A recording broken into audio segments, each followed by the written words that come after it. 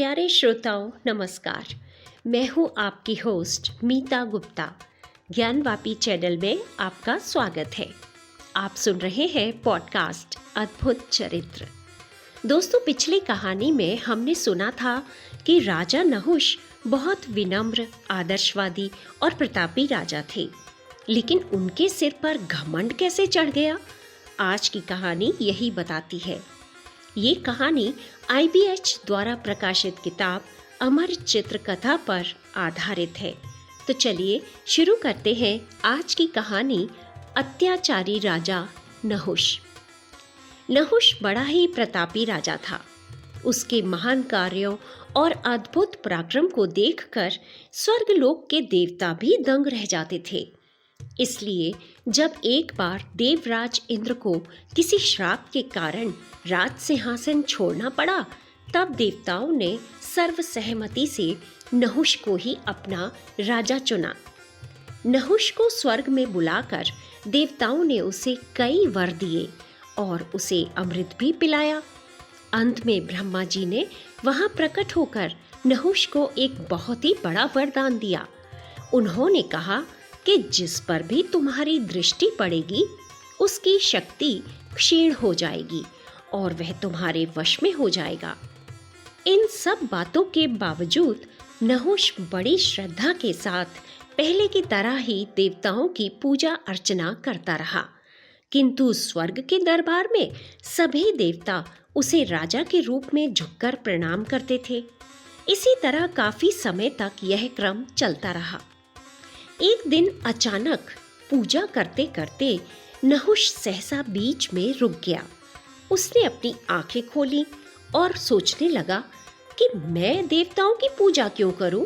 मैं तो उनका राजा हूं। फिर वह दरबार में राज सिंहासन पर जब बैठा तो देवताओं को अपने सामने झुकते देख वह सोचने लगा कि देवताओं को मेरे सामने झुकने के साथ साथ मेरी सेवा भी करनी चाहिए। तब उसने दरबार में सभी देवताओं के सामने एक घोषणा कर दी। उसने अग्निदेव और वायुदेव को कहा कि आज से तुम दोनों मुझे पंखा झलोगे।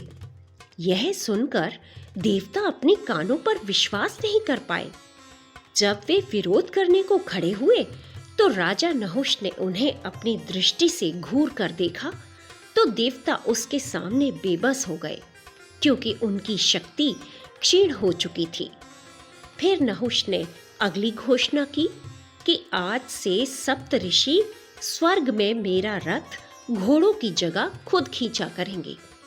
अब तो दरबार में सन्नाटा छा गया। देवता आपस में कानाफूसी करके कहने लगे कि कहीं यह बौरा तो नहीं गया, किंतु नहुष की आज्ञा पत्थर की लकीर थी। बेचारे सप्तऋषि बारी बारी से प्रतिदिन नहुष का रथ खींचने लगे। एक दिन 2 सप्तऋषि उसका रथ खींच रहे थे तो नहुष ने चाबुक से एक सप्तऋषि को मारा और कहा, और तेज खींचो रथ। तो वह ऋषि गुस्से से चिल्लाकर बोला, नहुष सावधान, तेरा दुर्भाग्य निकट ही है। परंतु फिर भी नहुष नहीं सुधरा और जब भी वह अपनी दृष्टि से घूर कर देखता तो वे उसके सामने बेबस हो जाते। इसलिए सप्तऋषियों में भी भय छाया हुआ था। एक दिन महर्षि भृगु महर्षि अगस्त्य के आश्रम में आए और बोले, अगस्त्य, आज नहुष का रथ खींचने की तुम्हारी बारी है, क्या तुम भी यह अपमान सहोगे? अगस्त्य निराश होकर बोले, दूसरा कोई रास्ता भी तो नहीं है भृगु। ब्रह्मा जी के वरदान और अमृत पान के कारण हम सब उसके सामने बेबस हैं। हम कुछ नहीं कर सकते। ये सुनकर भृगु ऋषि ने कहा कि अगस्त्य, निराश मत हो। अब स्वयं ब्रह्मा जी ने मुझे एक युक्ति सुझाई है।